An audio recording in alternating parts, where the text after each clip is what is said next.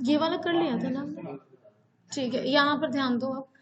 तुम्हारा work done जो है वो क्या हो जाता है, इंडिपेंडेंट होता है पाथ के। ऑल राइट, तो तुम ए से सी अगर जा रहे हो, तुम ए से बी जाओ चाहे बी से सी आओ, या फिर ए से डायरेक्टली सी चले जाओ, बात बराबर ही है। ऑल राइट, पोटेंशियल डिफरेंस अगर तुम्हारे को बताना है, पोटेंशियल डिफरेंस क्या हो जाएगा तुम्हारा, DV is equal to minus of E dot D R. तो तुम ए से सी चले जाओ, ए से सी जा रहे हो तो फाइनल पॉइंट हो गया सी और इनिशियल पॉइंट है तुम्हारा ए। तो इसको अगर इंटीग्रेट करोगे तो यहाँ पे तुम्हारा सिंपली क्या आ जाएगा, ये तुम्हारा V C minus V A आ जाएगा। और फील्ड जो है वो तुम्हारा यूनिफॉर्म है, फील्ड का वैल्यू तुम्हारा ई ही है, और जो डिस्प्लेसमेंट है उस वो मैग्नीट्यूड वाइज कितना है, नेगेटिव साइन, वो मैग्नीट्यूड वाइज कितना हो गया 4।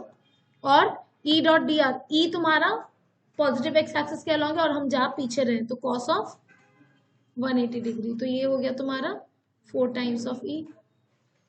ठीक है, तो वी सी माइनस वी तुम्हारे को पोटेंशियल डिफरेंस निकालने के लिए बोला था। इसके बाद है तुम लोगों का doubt question number 7। Question number 7 doubt है, वीएसएक्यू में से है क्या, वेरी शॉर्ट में से किसी का कोई डाउट है क्या, टिशा एंड सद्भव?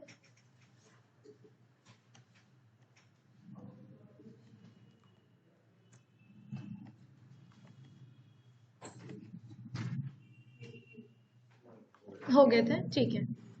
और एसएक्यू 1 में 5th मतलब 7th से पहले कोई डाउट था क्या, नहीं, ठीक है। सो यहाँ पर देखो क्या बोल रहा है, दो आइडेंटिकल कैपेसिटर्स है, ठीक है, दोनों का कैपेसिटेंस 1 माइक्रोफैराड है एंड बैटरी का जो पोटेंशियल डिफरेंस है उसके अक्रॉस वो 6 वोल्ट का है, ठीक है। इनिशियली स्विच को क्लोज किया गया, थोड़े देर बाद स्विच को ओपन करा गया, फिर डाइलेक्ट्रिक स्लैब को इंसर्ट करा गया, दोनों दोनों कैपेसिटर्स में डाइलेक्ट्रिक को इंसर्ट किया गया। तो बोल रहा है कि चार्ज और potential difference between the plates किस तरीके से इफेक्ट होंगे in both the cases. Alright, सबसे पहले तो हम लोग इनिशियल केस का बात करते हैं, है ना, बिफोर मतलब कि जब तुम्हारा स्विच क्लोज है। इस वाले डायग्राम को मैं वापस से बना भी देती हूँ, ठीक है। सो यहाँ पर थोड़ा बड़ा सा डायग्राम बना लेते हैं एंड इधर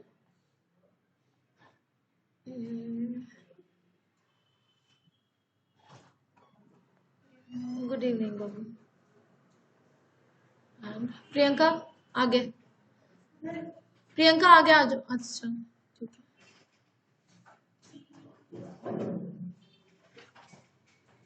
ओके, तो यहाँ पर तुम्हारे दो कैपेसिटर्स है C1 एंड इधर C2, दोनों का कैपेसिटेंस सेम है। अब जब स्विच को क्लोज रखा गया, जब स्विच को क्लोज किया गया, ये 6 वोल्ट है। ऑल राइट, क्यू कितना हो जाएगा, Q is equal to CV हो जाएगा।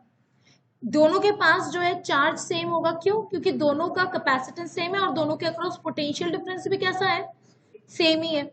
तो ये तुम्हारा Q1 हो जाएगा तुम्हारा C इंटू वी, यानी कि 6 माइक्रोकूलम, और इसके पास भी Q2 हो जाएगा तुम्हारा 6 माइक्रोकूलम भी।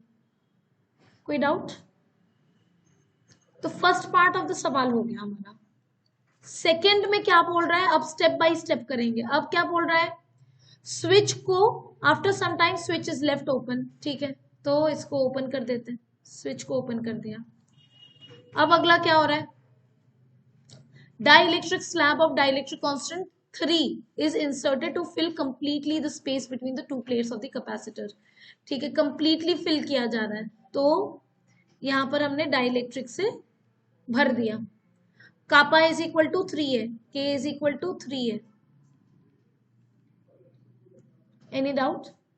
ओके, जब हमने डिस्कनेक्ट कर दिया, ठीक है, अच्छा जब हमने कैपेसिटर इसमें अब जो है डिस्कनेक्ट करने के बाद का जो सिचुएशन है, अब हम लोग before when the switch is closed, when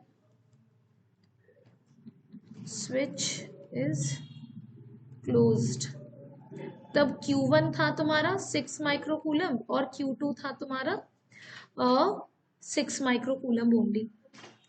अब व्हेन स्विच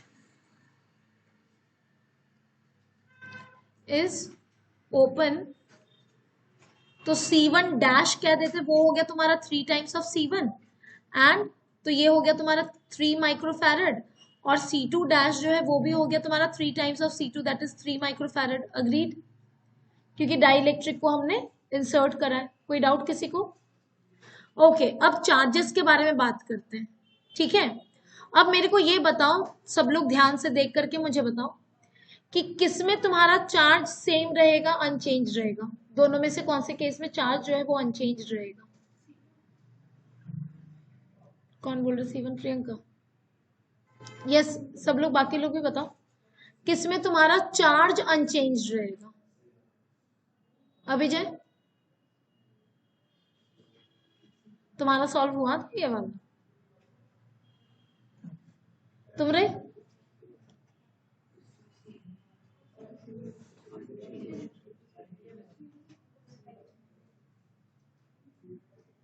अर्शिया? C2 में अनचेंज रहेगा, रीजन? वेरी वेरी गुड, यहां पर से ये सर्किट ब्रेक हो गया। सर्किट अगर ब्रेक हो गया तो अब और C2 में जो चार्ज है वो वहीं का वहीं ट्रैप्ड रह जाएगा। C1 के केस में तुम्हारा बैटरी से वो कनेक्टेड है ना, कैपेसिटेंस चेंज हुआ, तो C1 के केस में क्या अनचेंज्ड रहेगा? Very very good, the potential difference will remain unchanged in case of C1। All right, तो Q1 के केस में हमारे को यहाँ पर अब जो है नया चार्ज निकालना पड़ेगा। क्या हर किसी को अच्छे से समझ में आया है ना? सो यहाँ पर क्या हो जाएगा, that since C2 is disconnected from the circuit, C2 is disconnected from the circuit। तुम अपना फोन जो है चेंज कर लो, एक फोन को तुम अच्छा वाला फोन तुम घर में रखो और वो तुम्हारे लिए वो छोटा वाला फोन सही है। इसके लिए इससे बात कर रही हूँ मैं, अर्नव। किसी दिन तुम खुद ही गिर जाएगा रे। इसे कॉपी पेन बैग फोन, फिर अर्नव को भी हम लोग बोलेंगे अर्नव उठ जाओ, कहाँ गिर गया, कैसे गिर गया। C2 is disconnected from the circuit, therefore Q2 dash is equal to Q2 ही रहेगा, which would be 6 माइक्रोकूलम, है ना। तो सबसे पहले C2 के बारे में बात कर लेते हैं। यहाँ पर किस किस के बारे में पूछा गया है तुम्हारे को? चार्ज और पोटेंशियल डिफरेंस के बारे में बात करना है। तो charge will remain unchange in C2। अब C2 का हमने शुरू कर दिया तो C2 का ही बात करते हैं। एंड पोटेंशियल डिफरेंस क्या हो जाएगा तुम्हारा? Q is equal to CV use करेंगे। Q2 is equal to C2 dash into V2 dash, है ना, क्योंकि कैपेसिटेंस चेंज हो रहा है तो पोटेंशियल डिफरेंस जो है वो अब चेंज हो जाएगा, but charge will remain unchange. तो ये तुम्हारा कितना हो गया? 6 microcoulomb upon C2 dash. C2 dash is your 3 microfarad is equal to V2 dash. तो V2 जो है, मतलब कि जो नया पोटेंशियल डिफरेंस अक्रॉस C2 जो है वो हो जाएगा तुम्हारा 2 वोल्ट। क्लियर है? इनिशियली कितना था जब स्विच कनेक्टेड था, तब 6 वोल्ट था। जब से स्विच को डिस्कनेक्ट कर दिया और उसके बाद फिर डाइलेक्ट्रिक को इंसर्ट करा, तो पोटेंशियल डिफरेंस जो है तुम देख सकते हो 3 कापा फैक्टर से क्या हो गया? कम हो गया। Any doubt? तो बहुत कॉन्सेप्चुअली चलना है, तुम्हारे को मार खाना है अभिजय? नहीं खाना है ना? तो फिर क्यों नहीं बताया था मेरे को? क्या कहना है? वो बताना था, तुम कुछ और समझे थे। मैं ये पूछ रही थी कि क्या अनचेंज्ड रह जाएगा, है ना? अनचेंज क्या रह जाएगा? तो वो डिस्कनेक्ट हो गया, आइसोलेट हो गया, तो इस वजह से तुम्हारा चार्ज अब चेंज नहीं हो सकता C2 में। ठीक, सबने कर लिया ये यहां तक?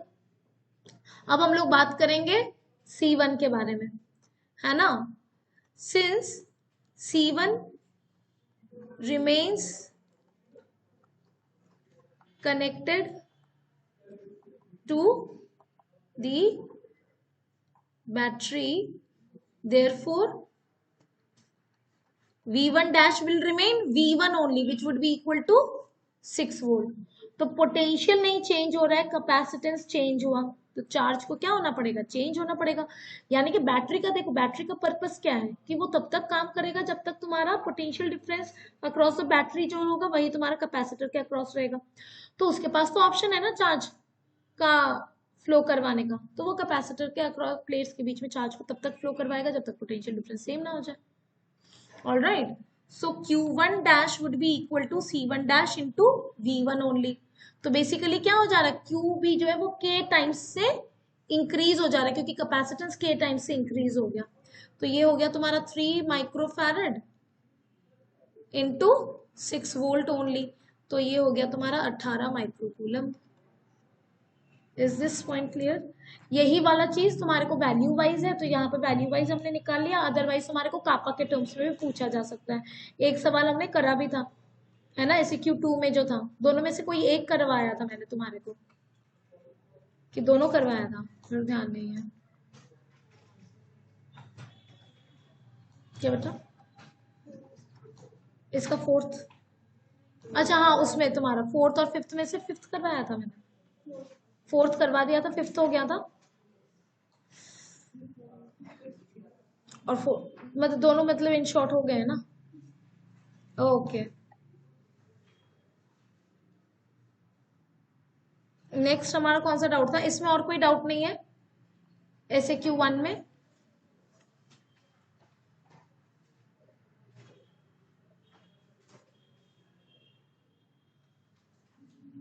No doubt in SAQ1? 11th SAQ1 का ही।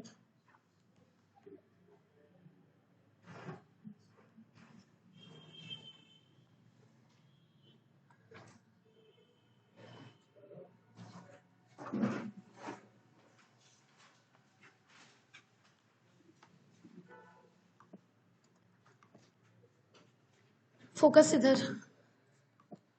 ओके, अच्छा तुम लोग का प्रैक्टिकल्स का नेक्स्ट सेशन रहेगा ऑन 29th एंड 30th, दोनों में से कोई एक डेट बताओ। 29th, 29th क्यों नहीं? 30 श्योर। 30th को मॉर्निंग 11 से 1। बेटा मेरा क्लास रहता है सुबह 8 बजे से। अच्छा ठीक है, तो फिर 30th को, वैसे तो हम लोग 30th को रख रहे हैं, है ना? 30th फिर 11 o'clock इधर मॉर्निंग रहेगा, ठीक है, क्योंकि सब लोगों का फर्स्ट से शुरू हो रहा है ना, तो मोर और लेस हम लोग 30th को अब रैप अप कर लेंगे। अब हमारा ऑप्टिक्स वाला ही रह रहा है, ऑप्टिक्स में वो डबल लेंस वाले रह रहे हैं, कॉनकेव और कॉन्वेक्स लेंस वाला। क्या बाबू? एक्स्ट्रा क्लास रहेगी स्कूल में 30th को अब करना ही पड़ेगा बेटा, एक दिन का या तो मिस कर दो, है ना, क्योंकि इससे ना बियॉन्ड हो नहीं पाएगा, फर्स्ट से सब लोगों का मोर और लेस अब शुरू होने लगेगा, तो मैं चाह रही हूँ उससे पहले पहले रैप अप हो जाए, ठीक है? ओके, सो एक्स्ट्रा क्लास में क्या कंपलसरी रहता है? अब तो अटेंडेंस वगैरह जाना है नहीं, तो एक आध मिस करके इधर अटेंड कर लो, ठीक है, इफ अगर तुम्हारा वो स्कूल का ज़्यादा इम्पोर्टेंट नहीं रहता तो। ओके, सो यहाँ पर तुम्हारे पास 5 कैपेसिटर्स है, सबको कनेक्ट कर दिया गया है विद बैटरी, 10 वोल्ट है बैटरी का ये, and calculate the charge acquired by 5 microfarad capacitor. So ये तुम्हारा 5 माइक्रोफैरड कैपेसिटर है, इसके अक्रॉस चार्ज चाहिए, मतलब इसमें कितना चार्ज स्टोर्ड है, तो क्या यूज करेंगे हम लोग? Q is equal to CV। So basically मेरे को क्या चाहिए? The potential difference across 5 microfarad, this is my requirement. All right, so इस चीज को करने के लिए हम लोग क्या करेंगे? सबसे पहले तो मुझे सर्किट को थोड़ा सा और सिंप्लीफाई करना पड़ेगा, है ना? सर्किट के सिंप्लीफिकेशन में सबसे पहले मेरे को ये बताओ, कौन सा कैपेसिटर तुम्हारे को डायरेक्ट खाली पैरेलल में कनेक्टेड लग रहा है या फिर खाली सीरीज में कनेक्टेड लग रहा है? वेरी गुड, 5 एंड 15 वाला पैरेलल में, और वेरी वेरी गुड, ये 15 माइक्रोफैरड जो है, इन्हीं ये पॉइंट ए, इस पॉइंट को बी नेम कर देते, ए और बी के बीच में कनेक्टेड है, तो ये कैसा कनेक्शन हुआ? Parallel connection. पैरेलल कनेक्शन में capacitors are connected between the two मतलब टू सेम पॉइंट्स।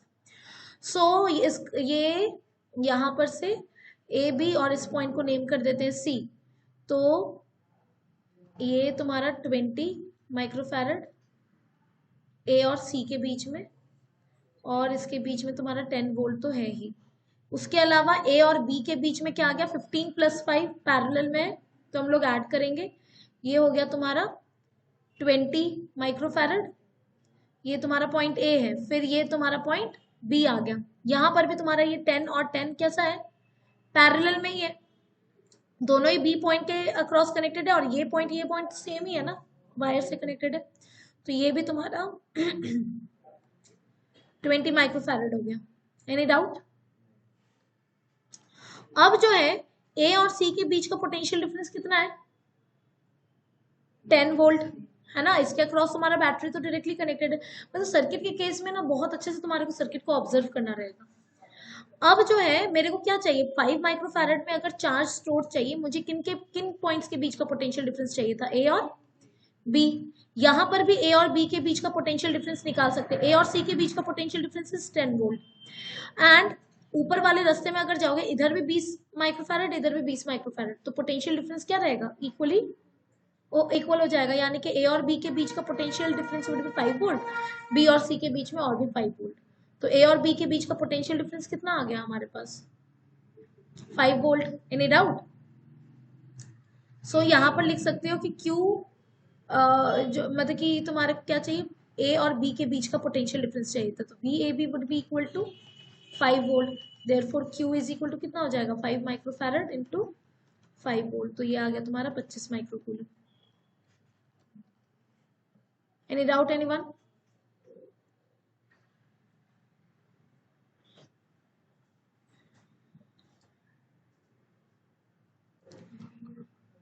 दोबारा बताओ सत्रह। ये देखो ए और सी के बीच का ए और सी के बीच में 20-20 कनेक्टेड है ना, ए और सी के बीच में तुम्हारा ये बैटरी भी कनेक्टेड है, तो ए और सी के बीच में जो बैटरी के अक्रॉस पोटेंशियल डिफरेंस है वही रहेगा 10 वोल्ट। अब ए और सी के बीच में जो है हम लोग अगर ऊपर वाले रास्ते में जाएं तो 20 माइक्रोफैरड 20 माइक्रोफैरड सेम कैपेसिटेंस है, तो दोनों के अक्रॉस पोटेंशियल डिफरेंस क्या हो जाएगा, इक्वली वो होगा ना, इक्वली डिवाइड हो जाएगा, तो ए और बी के बीच में potential difference would be 5 and B और सी के बीच में भी पोटेंशियल डिफरेंस वुड बी 5।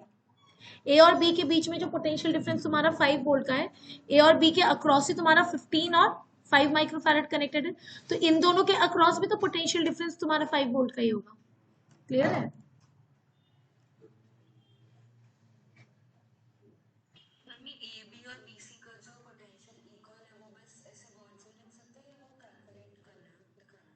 तुम लोग लिख सकते हो that since the capacitors across A and B and C are same, therefore potential will get equally divided, ये चीज तुम लिख सकते हो, ठीक है?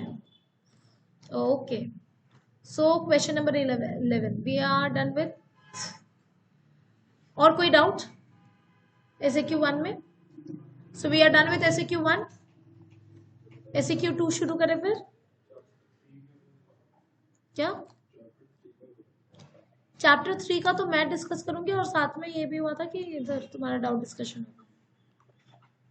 ओके, सो SAQ2 का तो मेरे को लगता है थियोरेटिकल ही है, वैसे सॉल्व किए थे कि नहीं? हाँ, ये वाला काफी करवा रहे थे तुम लोग का, तो हो ही जाना था, तुम लोग का तो इसमें से बहुत सारे मैंने पहले भी क्लास में करवा रखे थे।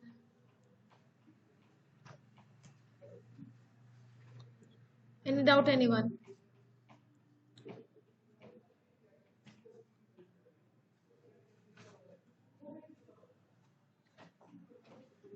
तनिषा कोई डाउट बेटा? नहीं है, ये वाला मैंने करवा दिया था, क्वेश्चन नंबर 21 हो गया था स्फीयर के। वेरी गुड, बहुत बढ़िया। और स्फीयर के केस में तुम्हारा ये डायरी में मैंने लिखवाया है क्या, potential on surface of sphere, potential ये डायरी में लिखवाया था कि नहीं मैंने? नहीं, एक बार ये डायरी में लिख लो, तो डायरी में potential on the surface of sphere क्या हो जाएगा, सरफेस पर हो जाएगा तुम्हारा KQ/R, ये तुम्हारा R रेडियस हो जाएगा, या फिर पोटेंशियल ड्यू टू स्फीयर कर दो इसको, अगर नहीं लिखे हो तो potential due to charge sphere, एक second, due to uniformly charged sphere. तो सरफेस में तुम्हारा क्या हो जाएगा, स्फीयर या फिर स्फेरिकल शेल, जो भी स्फीयर, यहाँ पर स्फीयर जो है वो तुम्हारा या तो कंडक्टिंग स्फीयर है या फिर स्फेरिकल शेल है। स्फेरिकल शेल होगा तभी भी तुम्हारा चार्ज जो है वो खाली आउटर सरफेस पे रहेगा, कंडक्टिंग स्फीयर रहेगा तभी भी चार्ज तुम्हारा आउटर सरफेस पे ही रहेगा डिस्ट्रीब्यूटेड, करेक्ट। और फील्ड इनसाइड जो है वो 0 हो जाएगा। तो जो सरफेस का होगा V in भी जो है V in would be equal to same as VS, that is KQ by capital R। कोई डाउट किसी को? और V out हो जाता है तुम्हारा KQ by small r। तो यहाँ पर पोटेंशियल के केस में भी हमारे को ऐसा लग रहा है एज इफ ये पॉइंट P है और ये तुम्हारा स्मॉल r है, एज इफ कि पूरा का पूरा charge is concentrated at the centre of the sphere. All right, तो ये कॉन्सेप्ट तुम्हारा यूज होता है। 21 हो गया था। 21 टाइप वाला क्वेश्चन जो है ना वो बहुत ही कॉमन रहता है, बता देती हूँ।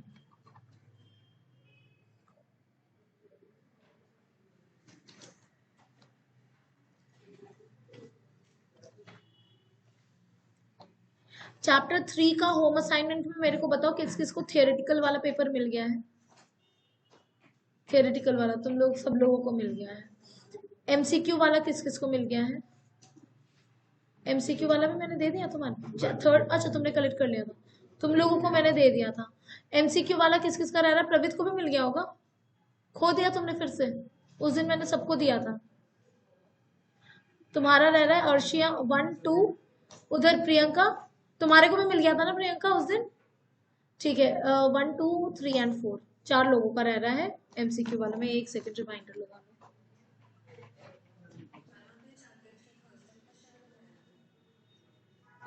चैप्टर 3 आई थिंक कब शुरू करवाया था रे, मेरे को ध्यान नहीं, थर्सडे तक का अपलोडेड है, एक बार चेक कर लेना बाबू, है ना।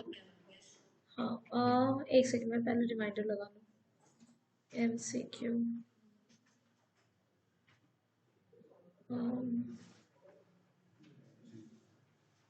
MCQ chapter 3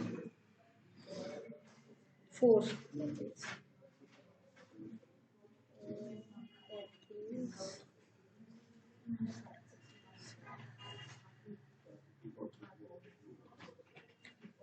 okay fine। so question number 21 कर लेते हैं।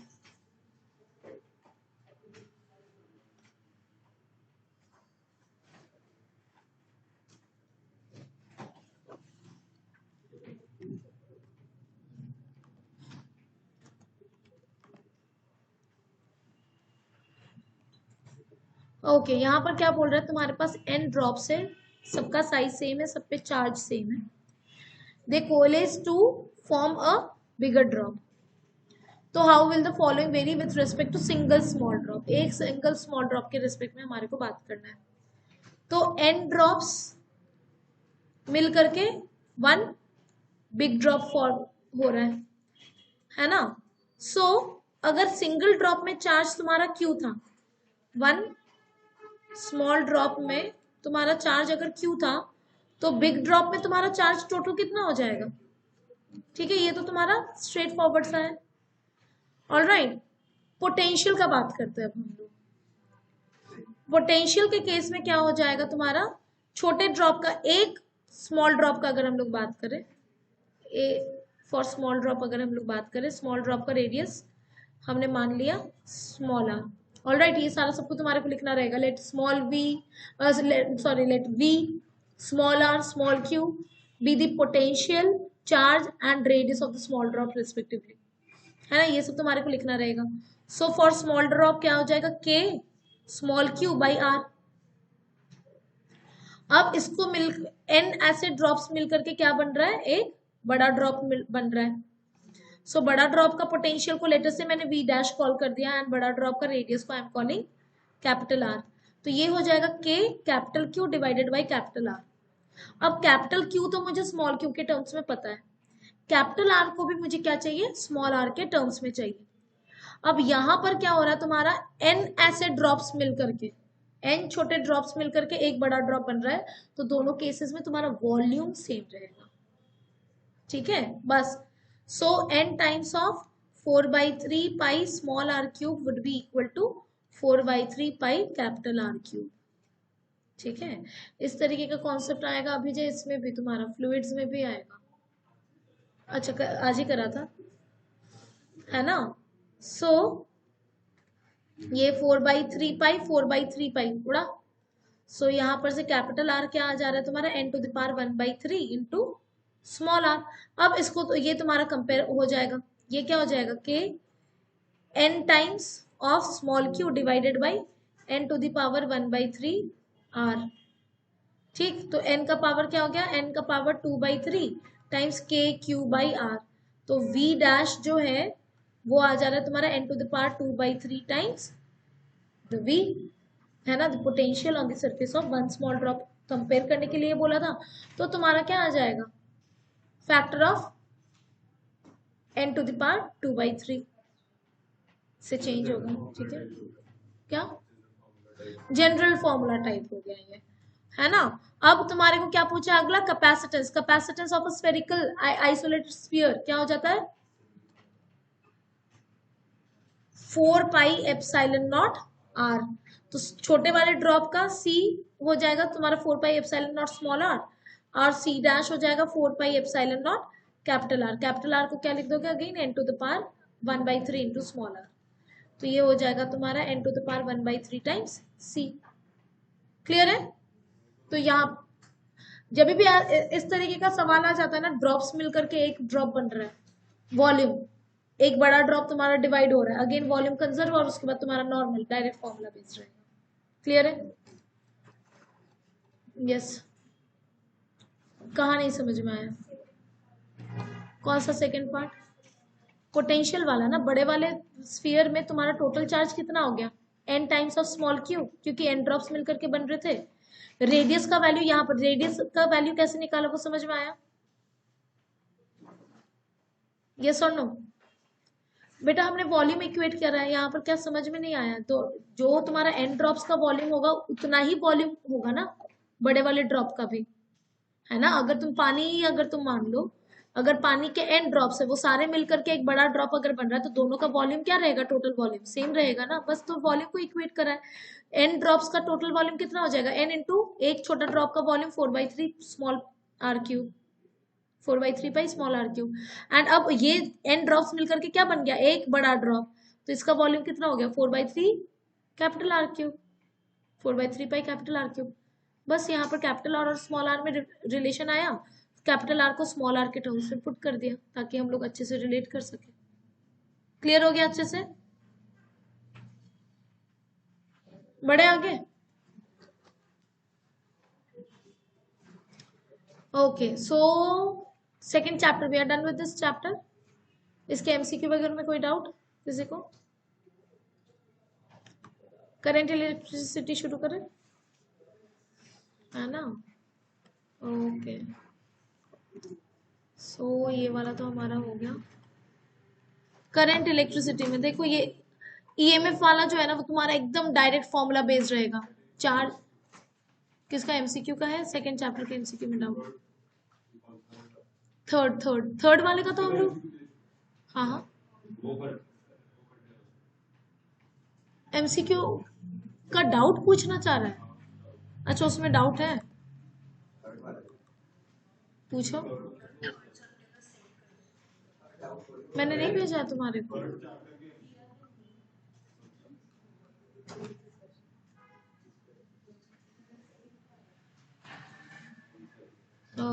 एक सेकंड बेटा, थर्ड का मैंने भेजा,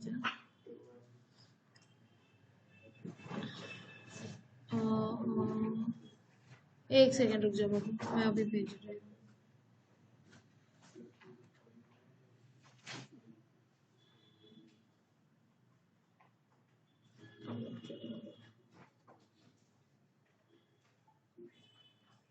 एनीवे मैंने थियोरेटिकल वाला तो भेज दिया, मैं ये वाला भी भेज दूंगी तुम्हारे को। स्लो चल रहा है,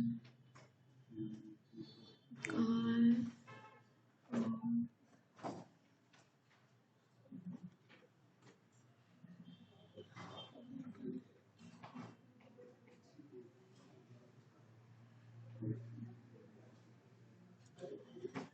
ओके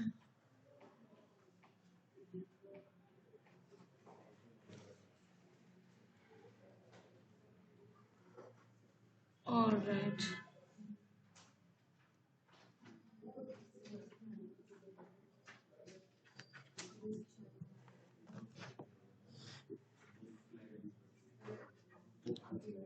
हाँ एमसीक्यू का डाउट पूछो।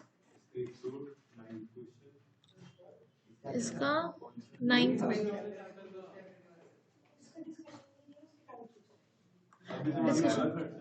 थर्ड चैप्टर का मैं वैसे डिस्कशन शुरू कर रही हूँ, और इसका तुम्हारा डाउट हो जाएगा, डाउट डिस्कशन होगा तुम्हारा थर्सडे। ठीक है, इसका जो तुम्हारा डाउट डिस्कशन है वो तुम्हारा थर्ड। हाँ नहीं, अच्छी बात है अगर कर लिए हो तो। अब बाबू लास्ट क्वेश्चन ये वाला तुमने कर लिया है। लास्ट क्वेश्चन एज इन कौन सा सेक्शन का बेटा? ये हाँ हाँ हाँ तनीषा, हाँ समझ।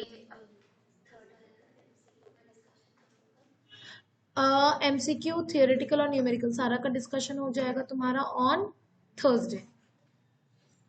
ठीक है, अभी जो है मैंने तुम लोगों को जो है ना सीबीएसई वालों को थोड़ा कोई कोई क्वेश्चन हटा करके दिया है जो तुम लोगों के सिलेबस में नहीं है। तो मुझे ये बताओ कि क्या है एमसीक्यूज में।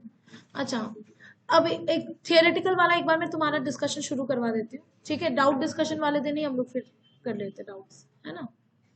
ओके चलो इधर ध्यान। तुम्हारा लॉन्ग आंसर्स का मोर और लेस सारा ही सब कुछ हो रखा है, सारे डेरिवेशन हम लोगों ने कर लिए हैं।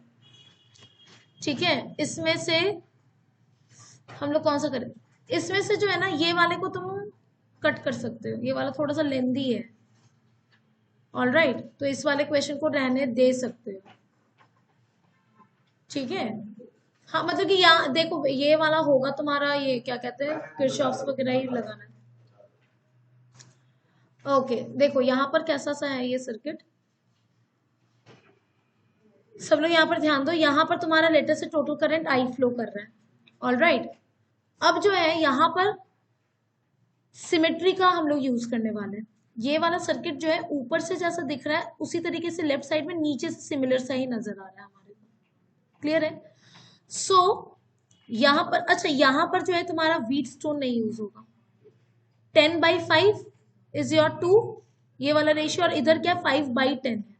सो बी वेरी केयरफुल। सो यहाँ पर लेटर से कि 10 ओम वाले में तुम्हारा करंट I1 एंटर किया और यहाँ पर तुम्हारा I2 एंटर किया। अच्छा, सी से जो है करंट जो तुम्हारा वापस आएगा यहाँ पर वो I ही होगा। Agreed everyone? अब यहाँ पर हम लोग सिमेट्री से ये कह सकते हैं कि 10 ओम वाले यहाँ पर जब सी पॉइंट से हम लोग देखेंगे तो सिमिलर तरीके से तुम्हारा करंट को रिसीव होना चाहिए, यानी कि 10 ओम से आना चाहिए यहाँ पर I1 और 5 ओम से आ जाना चाहिए तुम्हारा I2। ये मैं किस वजह से कह रही हूँ? सिमेट्री से। जिस तरीके से ऊपर से सर्किट मेरे को दिख रहा है वैसा सा ही मेरे को लेफ्ट साइड में नीचे से सर्किट सिमिलर सा दिख रहा है, तो करंट भी जो है तुम्हारा सिमिलर सिमिलर से ही रहेगा। यहाँ पर यही वाला ट्रिक है। ऑल राइट, इसके बाद तुम्हारे को खाली किरचॉफ्स लगाना है। सो यहाँ पर अगर पॉइंट बी पे तुम्हारा कौन सा करंट एंटर कर रहा है? I1, I2 तुम्हारा लीव कर जा रहा है, तो बाकी का बचा हुआ करंट तुम्हारा 5 ओम के थ्रू फ्लो कर जाएगा, और ये हो जाएगा तुम्हारा I1 minus I2। Any doubt? है ना, ये हो जाएगा तुम्हारा I1 माइनस I2। तो बस अब तुम किरचॉफ्स लगाओ लूप रूल और उसके बाद सॉल्व करो। क्लियर है? इसको नोट कर लो।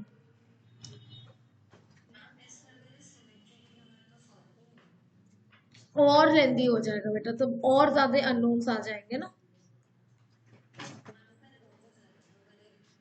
डेफिनेटली, हाँ हाँ बिल्कुल बिल्कुल। यूजफुल, लेकिन वही मैं कह रही हूँ तुम्हारे को कि जहां पर तुम्हारे को तो भी वेरी तुम्हारे को सिमेट्रिकल ये सर्किट्स ही मिलते हैं जनरली, तो इसीलिए जो है तुम्हारे को, और ये इस तरीके का सवाल जो है ना वो कम से कम तुम्हारा 3 मार्क्स का तो मिनिमम होना ही होना है ना, तो मार्क्स क्यों लूज कर जाना है। ओ, क्या बेटा, ये वाला क्वेश्चन चैप्टर नंबर 3 का है बेटा।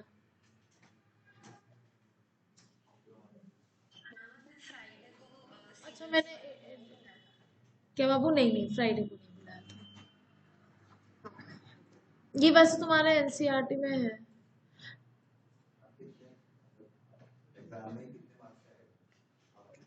तुम्हारा 3 मार्क्स का रहेगा।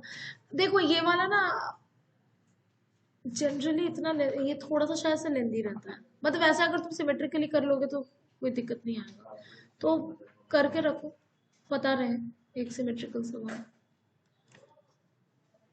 ठीक है, अब आगे आते हैं। ये मीटर ब्रिज वगैरह वाला ना मैंने तुम लोगों को हटा रखा है, सुन रहा है अभिजय, तुम लोगों का थोड़ा सा एडिटेड है, क्योंकि तुम लोग का ये मीटर ब्रिज पोटेंशियोमीटर है नहीं ना, तो वो वाले मैंने हटा रखे, ये वाला गलती से शायद से हट गया होगा। ठीक है, ओके। ये यहाँ पर तुम देख रहे हो, ये तुम्हारे को ईएमएफ दे दिया, इंटरनल रेजिस्टेंस दे दिया, चार्ज किया जा रहा है इतने सप्लाई से, सीरीज रेजिस्टर, तुम्हारा टर्मिनल वोल्टेज ड्यूरिंग चार्जिंग क्या हो जाएगा, तो टर्मिनल वोल्टेज क्या हो जाएगा तुम्हारा, V is equal to E plus I R during charging. Current तो तुम लोग निकाल लोगे, बता दो इस तरीके का सवाल। क्वेश्चन नंबर 11 कर लेते हैं। क्या बाबू, अच्छा ठीक है, ये वाला सवाल देखो, सब लोगों का ना एकदम सेम नहीं है, क्योंकि मैंने सीबीएसई वालों का के में से मीटर ब्रिज और पोटेंशियोमीटर वो वाले हटा रखे, तो हो सकता है तुम्हारा क्वेश्चन नंबर मैच ना कर रहा। ठीक है, तुम उसी दिन आई थी क्या, क्या ये वाले सवाल है, तो किसी आईसीएसई वाले को मिल रहा, हाँ ये आईसीएसई वाला उठा लिया, आई मीन आईएससी वाला उठा लिया।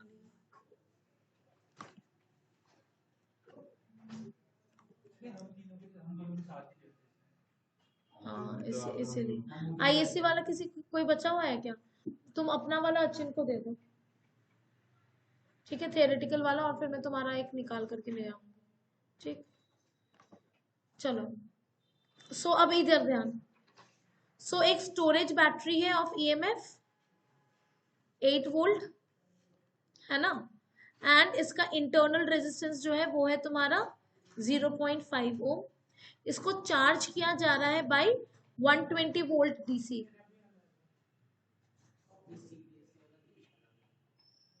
तुम्हारे को सीबीएसई वाला दे दिया, तो फिर वो प्रियंका को दे दो।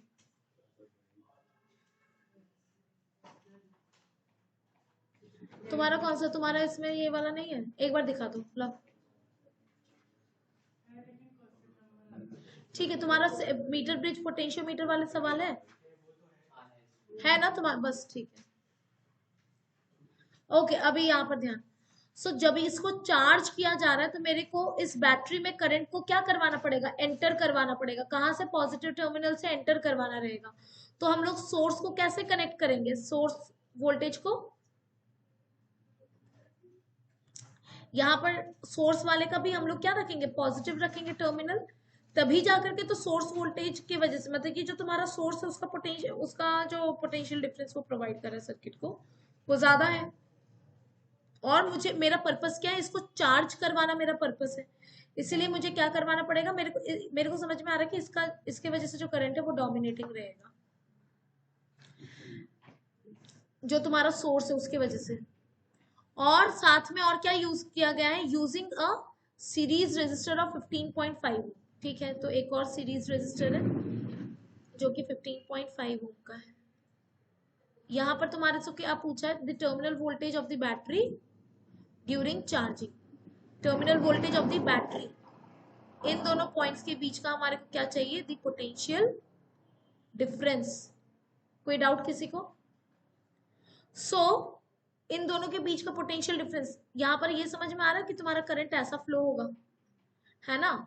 तो V हो जाएगा तुम्हारा E plus I into R. Current कितना हो जाएगा इस पूरे सर्किट में, net EMF divided by the net resistance. Simple सा तुम्हारा है, तुम यहाँ पे चाहो तो किरचॉफ्स लगा करके भी कर सकते हो। आई आ गया, तुम यहां से चलना शुरू करो और सारे पोटेंशियल डिफरेंसेस को तुम क्या कर दोगे, ऐड कर दोगे। सो सबसे पहले जो है उसके लिए करंट के डायरेक्शन के हिसाब से हम लोग क्या करेंगे, हाई लो पोटेंशियल शो कर देंगे। बैटरी के केस में तो हमारा हाई लो स्ट्रेट फॉरवर्ड रहता है, ये 0.5 के अक्रॉस, ये हाई ये लो। उसके बाद फिर करंट ऐसे फ्लो कर रहा है और कैपिटल आर के अक्रॉस ये वाला पॉइंट कैसा रहेगा, हाई, ये वाला पॉइंट लो, और ये तुम्हारा लो और ये हाई, है ना। तो इधर इस वाले पॉइंट से, पॉइंट ए से चलना शुरू करते हैं। क्या दिखेगा सबसे पहले मुझे, ड्रॉप कितने का, वेरी वेरी गुड, तो -8। फिर स्मॉल आर के across drop minus I into small R, हाँ तुम्हारा 0.5, ठीक है। चलो इसको 0.5 पे करते हैं, 0.5। उसके बाद फिर यहां से चलना शुरू किया, उसके बाद कैपिटल आर के अक्रॉस ड्रॉप दिखेगा, तो minus of I 15.5।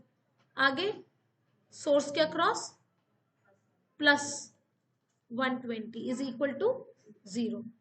Fine, so ये तुम्हारा कितना हो गया 112, एंड इधर हो गया ये तुम्हारा 16 टाइम्स आई, तो 16 आई इज इक्वल टू 112। क्लियर है, तो कितना, एनी डाउट।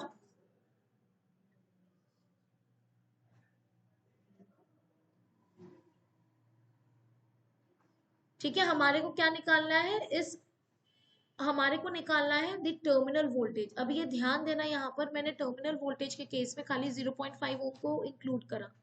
रीजन क्या है, क्योंकि बोल्ड रखा है कि बैटरी का जो ईएमएफ है वो 8 वोल्ट है और उसका इंटरनल रेजिस्टेंस 0.5 ओम है। इस वजह से मैंने इन दोनों को साथ में रखा और मुझे पता है कि ये दोनों मिलकर के बैटरी को रिप्रेजेंट कर रहे हैं। और इसको चार्ज करें तो चार्जिंग के केस में क्या आ जाता है, the potential difference across the battery E plus I are. Alright, तो यहाँ पर अब तो तुम्हारे को पता ही है, ये तुम्हारा कितना हो जाएगा, 8 प्लस आई इज 7 इंटू 0.5, तो 8 प्लस 3.5, तो ये आ गया तुम्हारा 11.5 वोल्ट। तो इस तरीके से के तुम्हारे पास सवाल रहेंगे। क्लियर है, करंट में जो है ना तुम्हारा वो डेरिवेशन हो गया, उसके बाद सिमिलर सिमिलर से तुम्हारे अब सर्किटरी क्वेश्चन ही रहेंगे।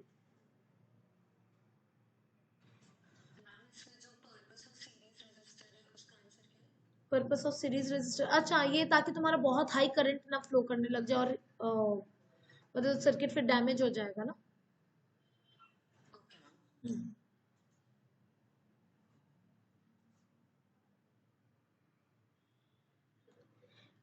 बहुत ज़्यादा हीटिंग इफेक्ट हो जाएगा अगर बहुत ज़्यादा करंट फ्लो होगा और सर्किट जो है वो तुम्हारा डैमेज हो जाएगा।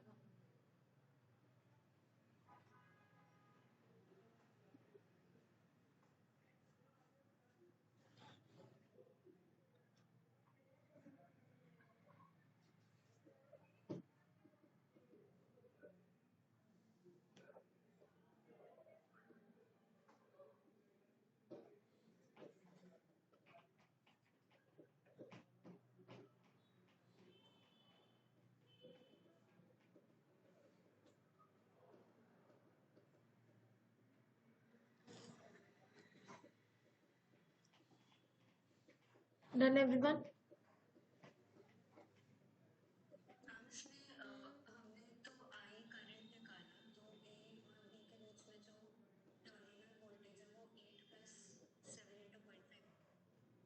हाँ क्योंकि करंट जो है पूरे सर्किट में तो एक ही फ्लो कर रहा है ना। ठीक है, और ये टर्मिनल वोल्टेज वाला पता है ना, मैं जैसे एक्सप्लेन किया था, तुम चाहो तो करके देख भी सकते हो, है ना। पॉइंट ए के पोटेंशियल को वी ए बोल दो, इस पॉइंट के पोटेंशियल को वी बी बोल दो, तो वी ए से बी चलना शुरू करेगी, तो यहाँ पर ईएमएफ का क्रॉस क्या दिखेगा तुम्हारे को, ड्रॉप दिखेगा, तो -E। फिर यहाँ पर रेजिस्टर के अक्रॉस भी ड्रॉप दिखेगा, -I R is equal to V B हो जाएगा, और हमारे को V A minus V B पूछा गया है, जो कि कितना आ जा रहा है ई प्लस आई आर। ये मैंने डायरेक्टली तुम्हारे को लिख के दे दिया। क्लियर है? बड़े आगे। ओके सो यहाँ पर और ये सब हो जाएगा ना। स्टेडी करंट फ्लो कर रहा है मतलब मतलब करंट तुम्हारा कांस्टेंट है लेकिन नॉन यूनिफॉर्म क्रॉस सेक्शन है, तो कौन से क्वांटिटी तुम्हारा कांस्टेंट रहेगा? करंट जो है वो तो कांस्टेंट रहेगा ही। करंट डेंसिटी हो जाता है I by A. Uniform cross section area तो नहीं है, आई सेम है लेकिन ए तुम्हारा अलग अलग है, तो तुम्हारा करंट डेंसिटी सेम नहीं रहेगा। ड्रिफ्ट स्पीड क्या हो जाता है तुम्हारा? I is equal to N E A V D. तो वी डी जो है वो तुम्हारा अगेन ए के ऊपर डिपेंड कर रहा है। एरिया चेंज हो रहा है तो तुम्हारा वीडी भी तुम्हारा अलग अलग रहेगा। ठीक है ओके। फिर यूनिवर्सली एप्लीकेबल है क्या Ohm's law for all conducting materials? नहीं है। गुड कंडक्टर में मैंने ऑलरेडी शो कर रखा है, जब बहुत हाई करंट फ्लो होता है हीटिंग इफेक्ट की वजह से रेजिस्टेंस बढ़ने लगता है तो वो भी डेविएट हो जाता है। All right, give examples of material which do not obey Ohm's law. Semiconductors हो गए है ना, गैलियम आर्सेनाइड हो गया। ये कैसे कंबाइन करोगे सबको पैरेलल? तुम्हारे को इसमें ये जो 17th का बी है वो तुम्हारा हिट एंड ट्रायल मेथड है। ऑल राइट, तीनों को या तो सीरीज में रख सकते हो या तो तीनों को पैरेलल में रख सकते हो, इसमें से कोई ना कोई एक होगा ही। सीरीज वाला तो सिंपली दिख रहा है 6 ओम वाला, 3 + 2 + 1 है ना, इस तरीके से रहेगा। यहाँ पर भी देखो ये तुम्हारे को खाली देखने में ये कैसा लग रहा है, ये दोनों सीरीज में है फिर ये दोनों भी सीरीज में है तो इसका हो जाएगा तुम्हारा इक्विवेलेंट 2 और इसका हो जाएगा तुम्हारा 4। यहाँ पर भी इसी तरीके का मेरे को 4 बॉक्सेस दिख रहे हैं। अच्छा एक बॉक्स को सॉल्व कर लेते हैं। इसका क्या हो जाएगा 2 ये 2 ओम और 4 ओम पैरेलल में है तो 4 × 2 डिवाइडेड बाई 4 + 2 है ना। दो अगर रेजिस्टर्स पैरेलल में रहते तो in that case R1 R2 divided by R1 + R2। 4/3 आ गया। इस तरीके से ये कितना है, कितने सारे 4 बार है, वो 4/3 तुम्हारा सीरीज में आ जाएगा है ना। यहाँ पर भी ये चारों रेजिस्टर्स तुम्हारे कैसे है, सॉरी ये 5 सीरीज में ही है ना, खाली टेढ़ा बेका सा कर दिया बस। ठीक, पोटेंशियोमीटर वाले में तुम्हारे को एक आध क्वेश्चन लास्ट में करवाती हूँ। आईसीएससी वाले बैठेंगे, ये सारे भागेंगे, क्या नाम है सीबीएसई वाले। ठीक है, mobility define the term. Mobility तुम्हारा it is the ratio of magnitude of drift velocity upon the magnitude of electric field, बस यही है ना। SI unit what is its relation with relaxation time? VD को लिख दोगे small E capital E tau divided by M और whole divided by E cancel होगा, E tau by M है ना। ये सारा सब कुछ, ये देखो ये सारा सब कुछ बनवा रखा है तुम लोगों को डायरी में है ना, डायरेक्ट इस तरीके के सवाल आने वाले हैं। अच्छा यहाँ पर क्या बोल रहा है, दो मटेरियल है सिलिकॉन एंड कॉपर। कॉपर एक गुड कंडक्टर है, सिलिकॉन तुम्हारा सेमी कंडक्टर है। इनको कूल किया जा रहा है from 300 kelvin to 60 kelvin. Copper good conductor के केस में टेम्परेचर के इनवर्सली प्रोपोर्शनल है रेजिस्टिविटी, तो टेम्परेचर अगर कम हो रहा है तो resistivity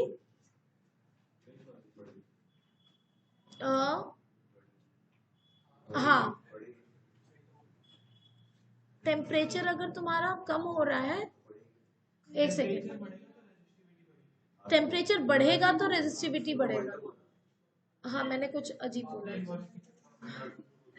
inversely proportional to temperature नहीं होता है, इनवर्सली प्रोपोर्शनल टू टाउ होता है रिलैक्सेशन।